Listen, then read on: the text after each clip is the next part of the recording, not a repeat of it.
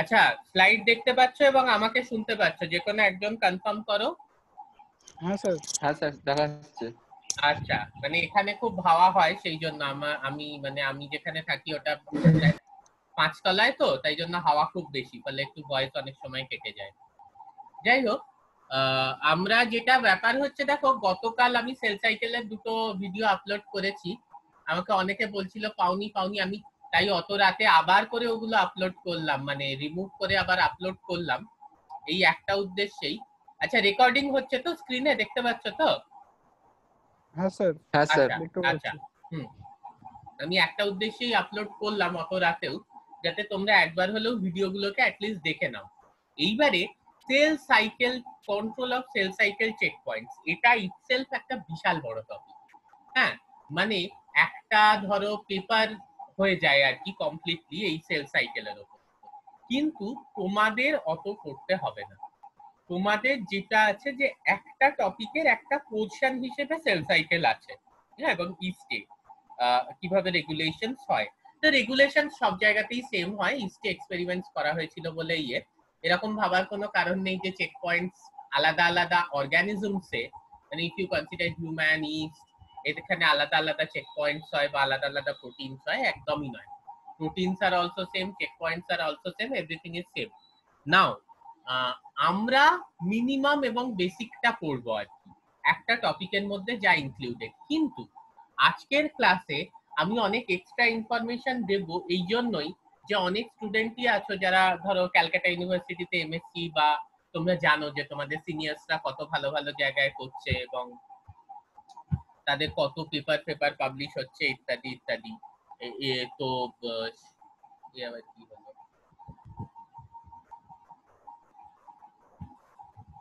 বাবা, এই জন্য না একসাথে সবাই জয়েন করো, না হলে ভীষণ সমস্যা।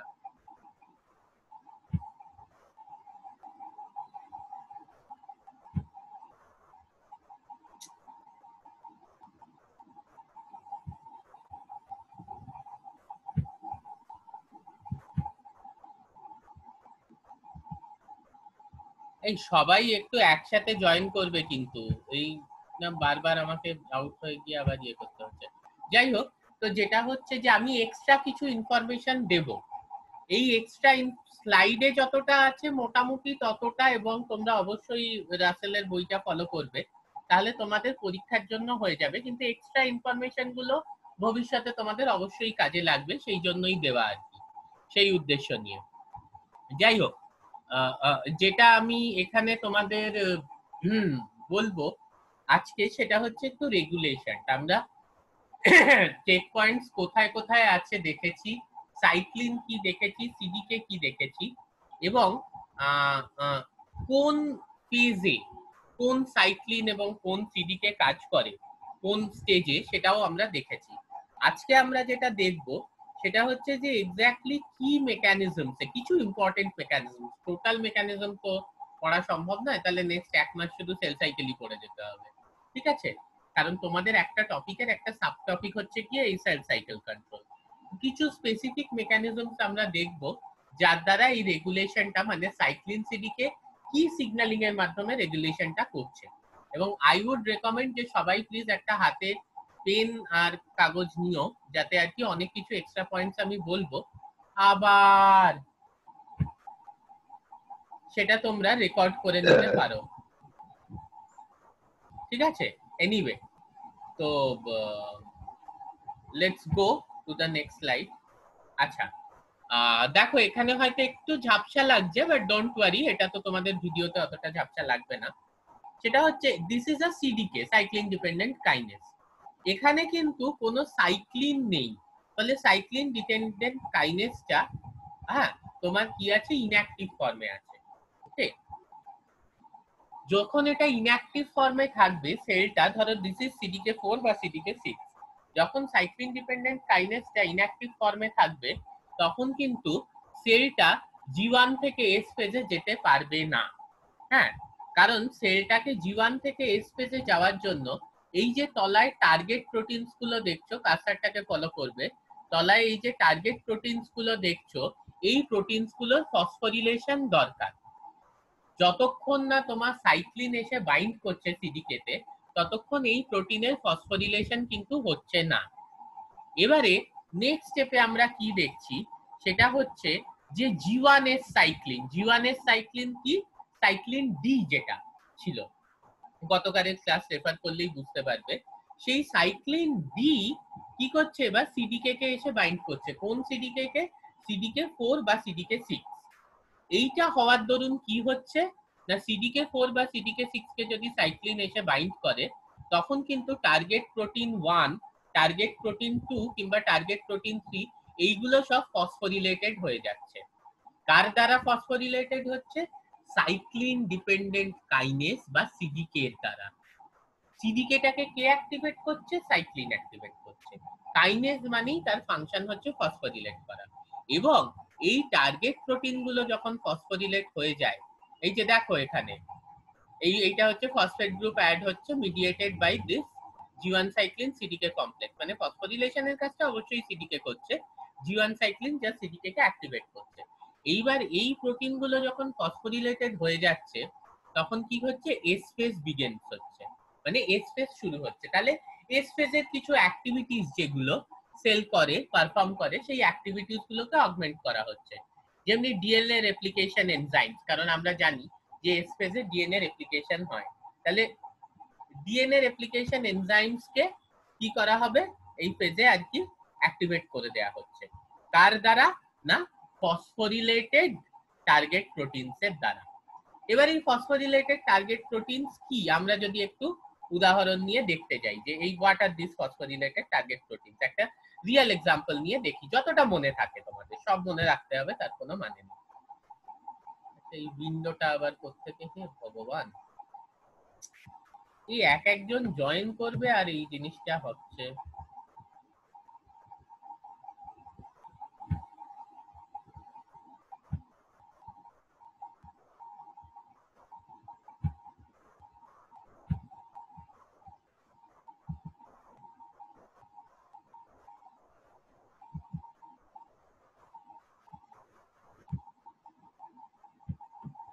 হ্যাঁ, ঠিক আছে। এইখানে আমরা একটা জিনিস দেখি, একটা রিয়েল এক্সাম্পল দেখি। এইখানে দেখো, এটা একটু কেটে গেছে, এটা হচ্ছে সিডিকে 4 বা সিডিকে 6। এ যখন সাইক্লিন ডি এর সাথে কমপ্লেক্স তৈরি করছে, এই সাইক্লিন ডিটা কি না, এটা হচ্ছে গিয়ে জি1এস সাইক্লিন, মানে যে সাইক্লিনটা জি1 থেকে এস ফেজে ট্রান্সফরমেশনে সাহায্য করে। তাহলে এই সিডিকে 4 বা সিডিকে 6 যখন সাইক্লিন ডি এর সাথে কমপ্লেক্স তৈরি করছে, এ তখন কি করছে? এই যে একটি প্রোটিন, খুব মন দিয়ে শোনো, আরবি বা রেটিনোব্লাস্টোমা প্রোটিন।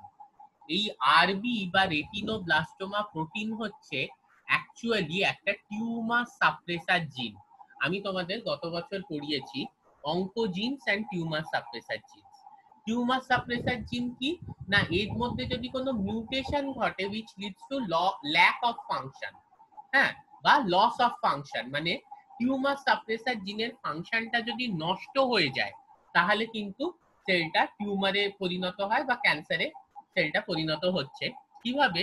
যে না, এই টিউমার সাপ্রেসার জিনের কাজ হচ্ছে টিউমারকে সাপ্রেস করা।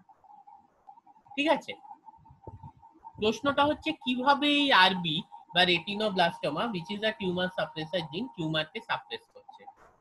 আরবির কাজ হচ্ছে সেলের সাইকেলে যতক্ষণ সবকিছু সঠিকভাবে নিয়ন্ত্রিত না হচ্ছে, ও কোষটিকে জি1 থেকে এস বা এই যে ফেজ ট্রানজিশনটা, একটা দশার থেকে অন্য দশায় যে ট্রানজিশন, এটা করতে দেবে না। ও আগে দেখবে যে সবকিছু প্রপারলি নিয়ন্ত্রিত আছে, তবেই ও কোষটিকে, কোষচক্রে একটি দশার থেকে অন্য দশায় ট্রান্সপোর্ট, মানে ট্রানজিশনটা ও করতে দেবে। ঠিক আছে, এইবারে এইভাবে ও টিউমারটাকে সাপ্রেস করে। বলবে স্যার এর সঙ্গে টিউমার সাপ্রেসারের কি রিলেশন? টিউমার সাপ্রেশনের অবশ্যই রিলেশন আছে, কারণ when all the steps of cell cycle are regulated, then tumors cannot happen. যে মুহূর্তে এই রেগুলেশনটা চলে যাচ্ছে, তখন কিন্তু টিউমার শুরু হয়। তাহলে আরবি কি করে রেখেছে? আরবি কন্ট্রোলে রেখেছে যে না, তুমি অন্য দশায় যাবে না, you cannot progress to the other state till there is proper signal for it. and this is how RB basically prevents the tumor or suppresses the tumor. আরেকটু যদি আমরা স্পেসিফিক্যালি যাই, এখানে দেখো এই আরবি বা রেটিনোব্লাস্টোমা এটি আরেকটি প্রোটিনের সঙ্গে বাইন্ড করে আছে। এই প্রোটিনটির নাম হচ্ছে E2F। ঠিক আছে, এই E2F প্রোটিনটা কি? এটা একটা ট্রান্সক্রিপশন ফ্যাক্টর। আমি এক্ষুনি তোমাদের বলছিলাম যে ডিএনএ রিপেয়ার এনজাইমস এর অ্যাক্টিভেশন, হ্যাঁ এস পেজে গেলে লাগে যে ডিএনএ রিপেয়ার বলছি, ডিএনএ রেপ্লিকেশন যে এনজাইমস সেগুলোর প্রোডাকশন লাগে। তাহলে এই যে প্রোডাকশন গুলো হচ্ছে, this are mediated by different transcription factors বা অন্যান্য সিগন্যালিং মলিকিউলস তৈরি হচ্ছে। How their transcription or their expression is upregulated by different transcription factors. Cell সাইকেলে পুরো খেলাটাই কিন্তু হচ্ছে যে সিগন্যালিং মলিকিউল গুলো গিয়ে ট্রান্সক্রিপশন ফ্যাক্টরকে অ্যাক্টিভেট করবে। সাইক্লিন সিডিকে সিগন্যালিং মলিকিউলকে ফসফোরাইলেট করবে এবং ফসফোরাইলেট করে সিগন্যালিং মলিকিউলসকে অ্যাক্টিভেট করবে। ফার্দার এই সিগন্যালিং মলিকিউলস গুলো গিয়ে different transcription factors কে activate করবে, or they may act as transcription factors। তারা কি করবে? তারা জিন এক্সপ্রেশনটাকে বাড়িয়ে দেবে। This is one part of the story. Another part of the story কি? যেমনি কাইনেজ অ্যাক্টিভেট করছে সেমনি ফসফেটেজ ডিঅ্যাক্টিভেট করবে, করে কি করবে? যে না ট্রান্সক্রিপশন ফ্যাক্টর গুলোকে ইনঅ্যাক্টিভ করে দেবে। Third part of the story, কোনো প্রোটিনের ইউটিলিটি যদি ওভার হয়ে যায়, কোনো প্রোটিনের কাজ যদি শেষ হয়ে যায়, তখন কি করা হবে? সেগুলোকে ডিগ্রেড করা হবে। কিসের মাধ্যমে? তার সাথে একটা ইউবিকুইটিন মইটি অ্যাড করে দেওয়া হবে।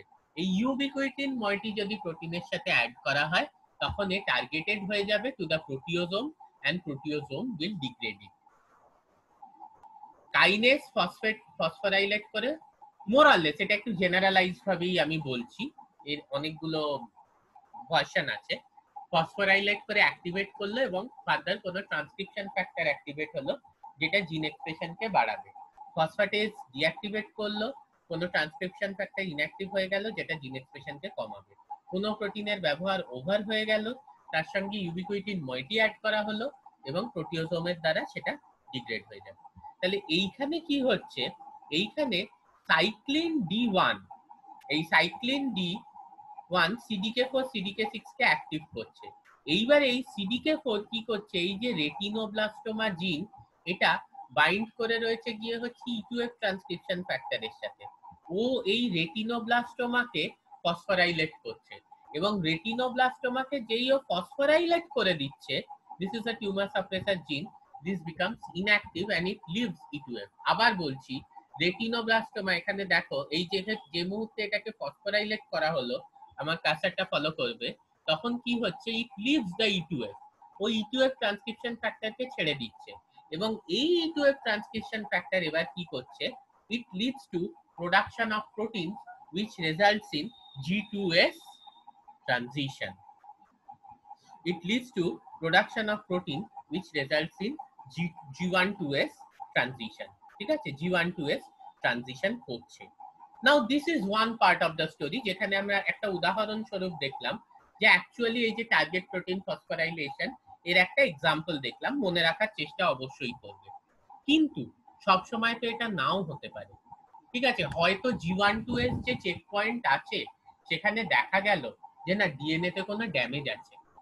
ডিএনএ তে যদি কোনো ড্যামেজ থাকে তাহলে এস ফেজে সেল ঢুকবে না। আমরা গতকাল দেখেছি G1S চেক পয়েন্টে চেক করা হয় যে প্রপার নিউট্রিয়েন্ট আছে কিনা, প্রপার গ্রোথ ফ্যাক্টরস আছে কিনা, আর ডিএনএ তে কোনো ড্যামেজ আছে কিনা। ধরো ডিএনএ তে কোনো ড্যামেজ আছে, তখন কি হবে? তখন সেলটা এস ফেজে যাবে না।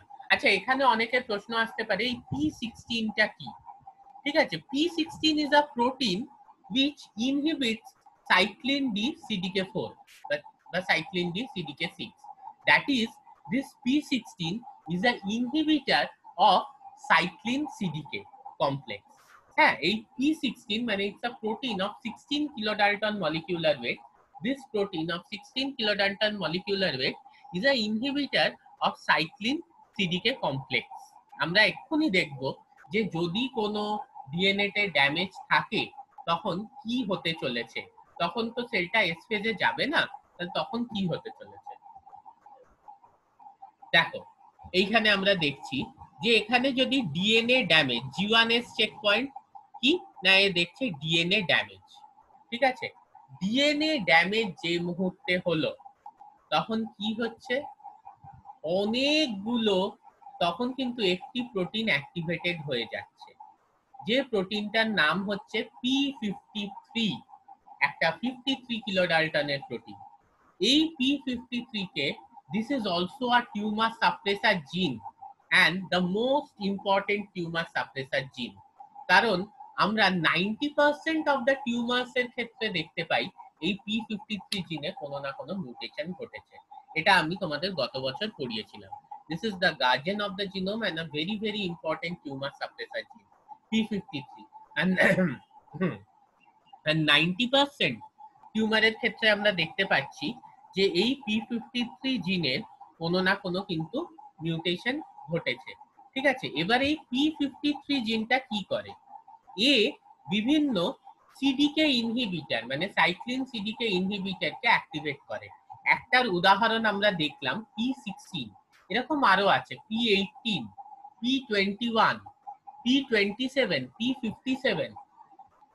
এগুলো কিছুই না, এগুলো ডিফারেন্ট প্রোটিনস। আর এই যে P16, P18, P21, P27, P57 এগুলো হচ্ছে গিয়ে respective molecular weights of this proteins in kilodalton. ঠিক আছে, কেডি তে এই প্রোটিনগুলো রেসপেক্টিভ মলিকিউলার ওয়েট। কটা বাজে? 10:20 এখন। Respective molecular weights of this proteins in kilodalton. তাহলে P53 কি করবে, P53 যদি দেখে যে ডিএনএ তে কোনো ড্যামেজ আছে, it will buy some time, মানে কিছুটা টাইম নেবে। এরপরে আমি কিছু জিনিস বলবো যেগুলো একটু তোমরা মাথায় রাখবে বা নোট ডাউন করতে পারো যারা ইন্টারেস্টেড। ঠিক আছে, এই P53 এ কি করছে, এই P16, P18, P21 these are all inhibitors of cyclin CDK complex।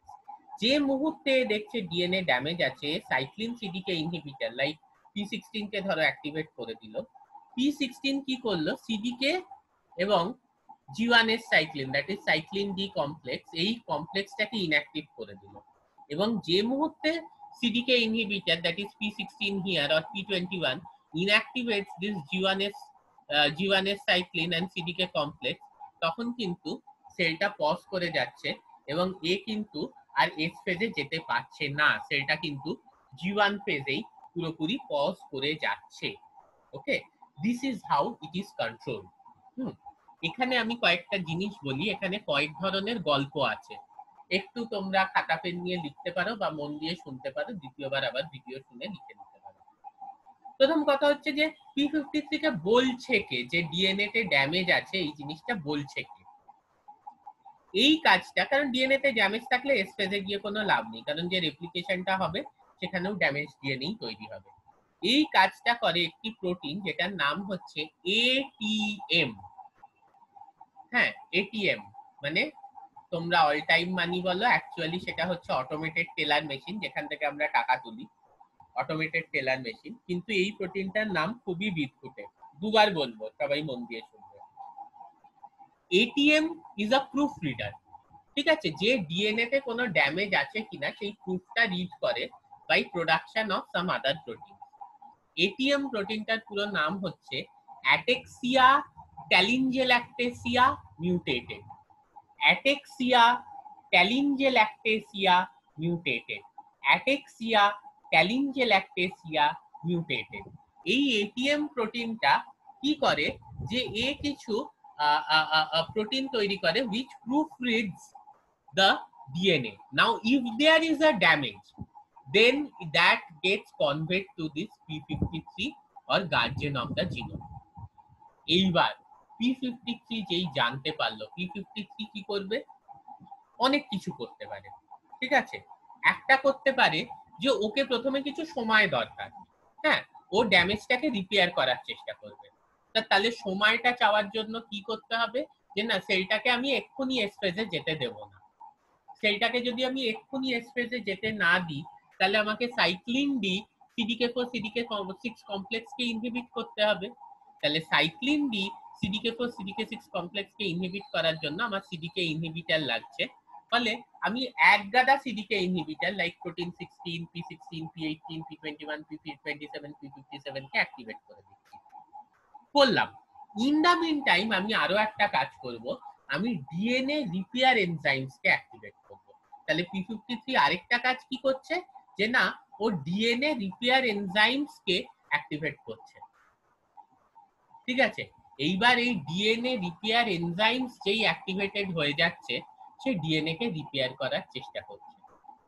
Third আরেকটা জিনিস P53 করতে পারে, সেটা হচ্ছে যে P53 যখন দেখছে যে না আর ডিএনএ কে রিপেয়ার করা সম্ভব নয়, ডিএনএ রিপেয়ার এনজাইমস কিছু করতে পারছে না, ডিএনএটার এতটাই বাজে অবস্থা যে সেইটার আর রিপেয়ার হওয়া সম্ভব নয়, অলরেডি এতটা বাজে অবস্থা হয়ে গেছে, তখন সে কি করবে, তখন সে কিছু অ্যাপোপ্টোটিক প্রোটিনকে অ্যাক্টিভেট করবে।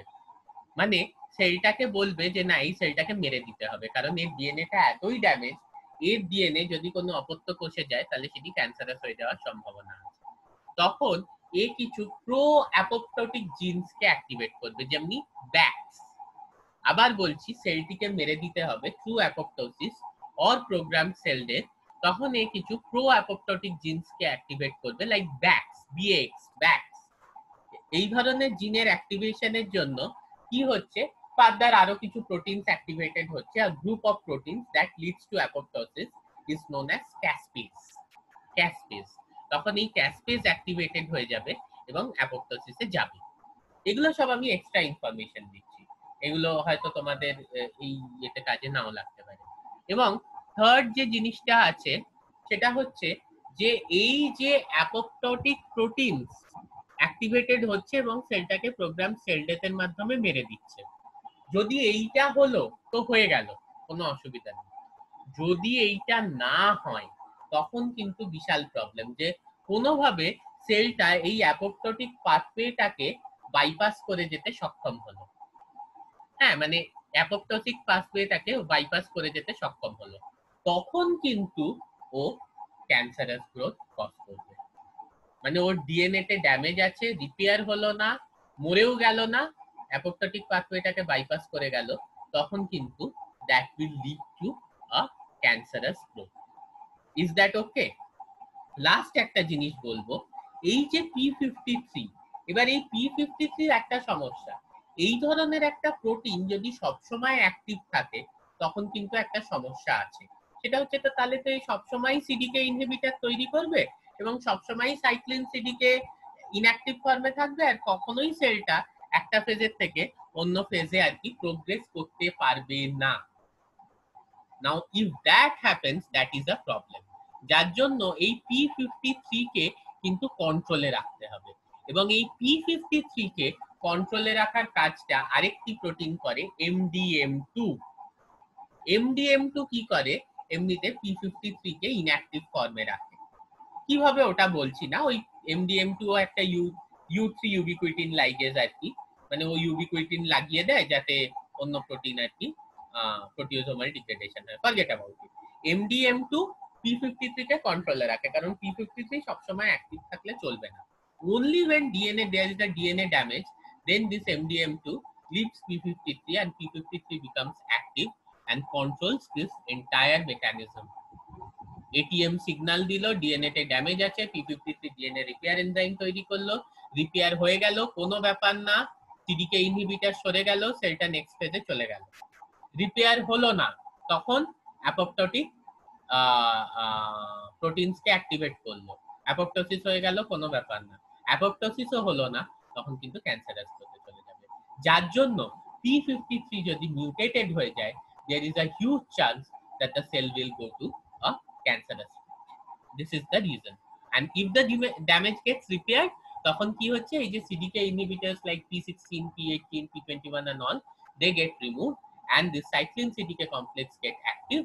They further activate this E2F transcription factor, which moves the cell from G1 phase to the S phase. Next জিনিসে আমরা চলে যাই।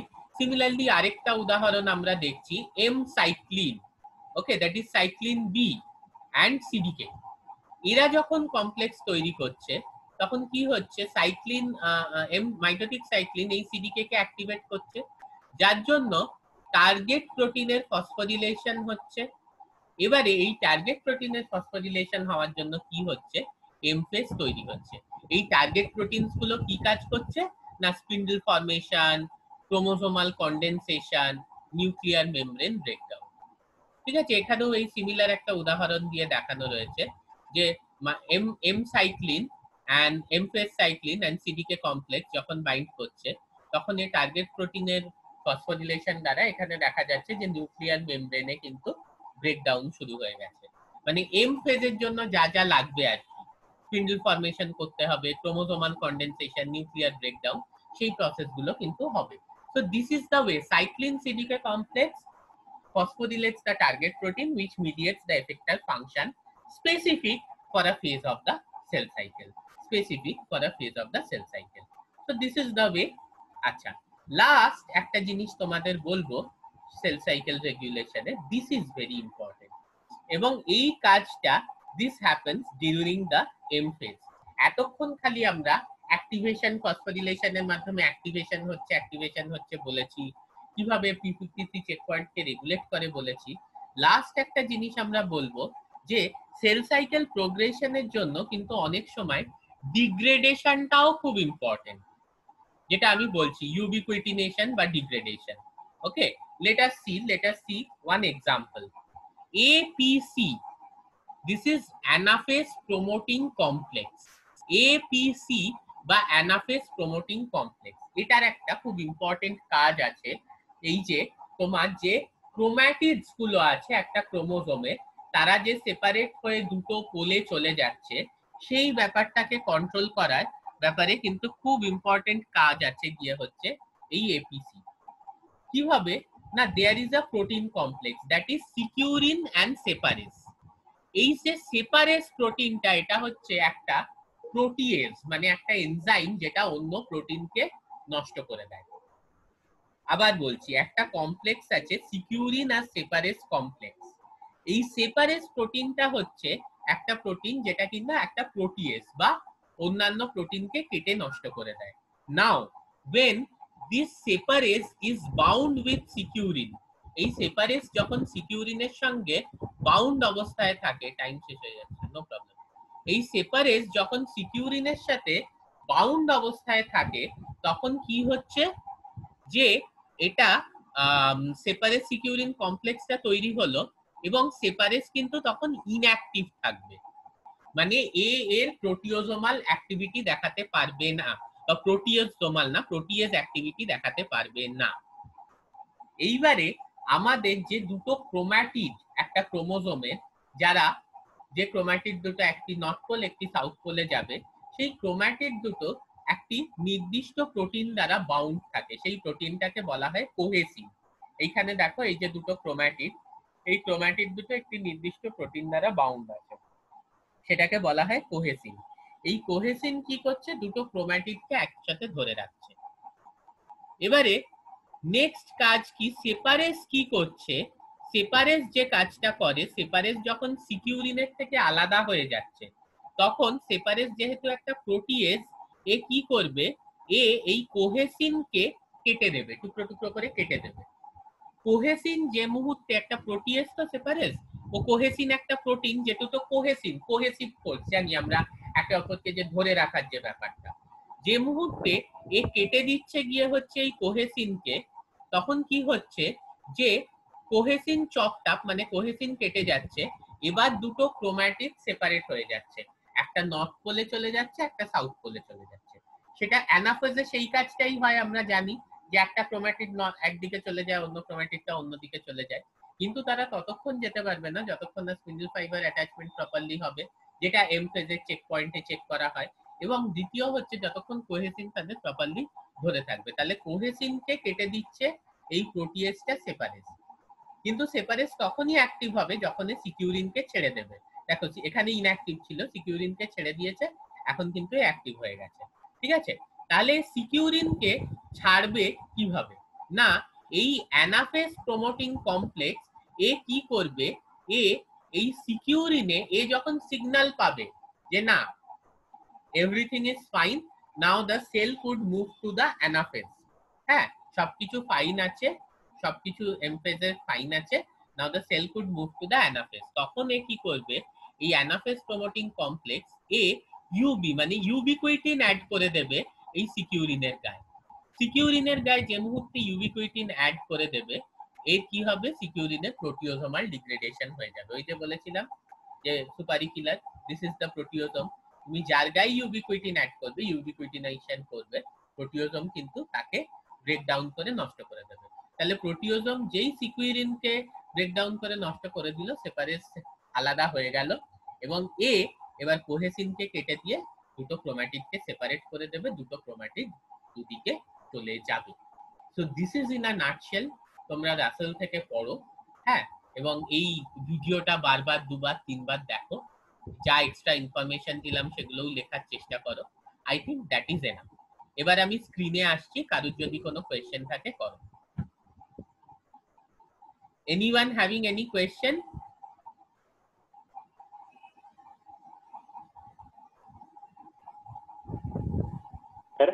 হ্যাঁ বলো। স্যার প্রোটিনটা স্যার কোথায় প্রডিউস হয়? এক মিনিট, একজন করে বলো। সৌভিক বলো। Hello sir. স্যার বলছি ইউবিকুইটিন সিকুইরিনকে ভেঙে দেওয়ার পরেই তো সেপারেজ অ্যাক্টিভ হচ্ছে।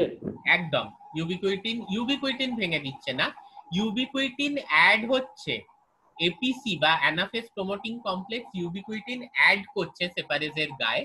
তারপর প্রোটিওজোমাল যেটা ডিগ্রেডেশন কমপ্লেক্স বা প্রোটিওজোম ইউবিকুইটিন দ্বারা সিকিউরিনকে চিহ্নিত করছে এবং সিকিউরিনকে ভেঙে দিচ্ছে, তারপর সেপারেজ অ্যাক্টিভেট হচ্ছে।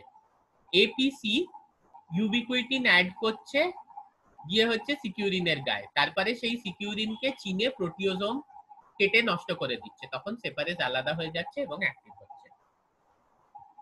ক্লিয়ার? হ্যাঁ, আর দীপ্তেশ কিছু বলছিলে তো? স্যার হ্যাঁ স্যার এটিএম। হ্যাঁ বলো, কথা শোনা যাচ্ছে না। Hello sir. হ্যাঁ বলো। শুনতে পাচ্ছেন স্যার? হ্যাঁ শুনতে পাচ্ছি, বলো। এটিএম প্রোটিনটা কোথায় প্রডিউস হচ্ছে? এটিএম প্রোটিনটা কোথায় প্রডিউস হচ্ছে? এটিএম প্রোটিনটা অবশ্যই সেলের মধ্যেই প্রডিউস হচ্ছে, ঠিক আছে। ওর ফাংশন হচ্ছে গিয়ে নিউক্লিয়াসে। দেখো এগুলো তো সব ইউক্যারিওটিক প্রোটিন, তাহলে প্রডিউস আর কোথায় হবে? প্রডিউস হবে গিয়ে হচ্ছে তোমার রাইবোজোমেই, সবকটাই রাইবোজোমেই প্রডিউস হবে। কিন্তু ব্যাপার হচ্ছে মানে আইদার ফ্রি রাইবোজোম আর এসিআর মানে এই আরইআর, রাফ এন্ডোপ্লাজমিক রেটিকুলাম, তো সব প্রোটিনের প্রোডাকশনই রাইবোজোমে হয়, কিন্তু তারপর এটা নিউক্লিয়াসে ট্রান্সপোর্টেড হয় এবং এর কাজটা নিউক্লিয়াসেই হয়। এই অ্যাটেক্সিয়া ট্যালিঞ্জিয়াল্যাক্টেসিয়া মিউটেটেড এর কি করছে, এ অন্যান্য প্রোটিনকে অ্যাক্টিভেট করে এই যে ডিএনএ যে তোমার কোনো ড্যামেজ হয়েছে কিনা সেটা চেক করছে। Okay sir. হ্যাঁ, আর কারুর কোনো প্রশ্ন? ওকে, তাহলে আর কারুর যদি কোনো প্রশ্ন না থাকে, মানে এক্ষুনি করতে হবে তার কিছু না, তোমরা 2-3 বার ভিডিওটা শুনে নাও, আমি আপলোড করে দেবো এই 10-15 মিনিটের মধ্যেই। তারপরে স্যার বলছি কোনো প্রবলেম হলে আপনাকে হোয়াটসঅ্যাপে পিং করব তো? হ্যাঁ হ্যাঁ হ্যাঁ, তুমি হোয়াটসঅ্যাপে অবশ্যই পিন করো, কোনো অসুবিধা নেই, ঠিক আছে। মানে গ্রুপে, ঠিক কিন্তু আছে স্যার। গ্রুপে, আমাকে পার্সোনাল হোয়াটসঅ্যাপ করো না, ঠিক কারণ আছে স্যার। ওই কোয়েশ্চেনটা তো আরো অনেকের থাকতে পারে না, তাই জন্য আমি বলছি যে গ্রুপে করো, হ্যাঁ তাহলে স্যার, আমি হ্যাঁ স্যার। একটাই উত্তর দিয়ে দিলে সবার জন্য হয়ে যাবে আর কি, ঠিক আছে। ওকে আচ্ছা স্যার, ঠিক আছে স্যার, ঠিক আছে। Okay, to be end here. তোমরা 2-3 বার শোনো, আর যার যা ডাউট আছে you can always ask me, আমি তো হোয়াটসঅ্যাপে অ্যাক্টিভই থাকি, তোমরা আমাকে জিজ্ঞেস করো, আমি ডেফিনেটলি হোয়াটসঅ্যাপে অ্যানসার দিয়ে দেবো। ওকে স্যার বলে হ্যাঁ বলো, তুমি কিছু বলবে অলি? স্যার বলি এটা মিটিংটা গুগল মিটে নিয়ে ভালো হয়। না, হ্যাঁ স্যার বলছি মিটিং গুগল মিটে নিলে ভালো হয়। আর তারপর রেকর্ডিংটা কিসে হবে বাবা? গুগল মিটে গুগল রেকর্ডিং মিটে আছে রেকর্ডিং হয় না? না? তোমার ম্যাডামের কাছে যে মানে ওটা হচ্ছে আমাদের ডিপার্টমেন্টের গুগল মিট, যার মাধ্যমে আর কি আমরা ওই সেমিনারটা করেছিলাম, তো ওটাকে বলে জি স্যুট, ওটাই রেকর্ডিং হয়, ঠিক আছে। কিন্তু এইটায় মানে দাঁড়াও আমি আগে এই রেকর্ডিংটা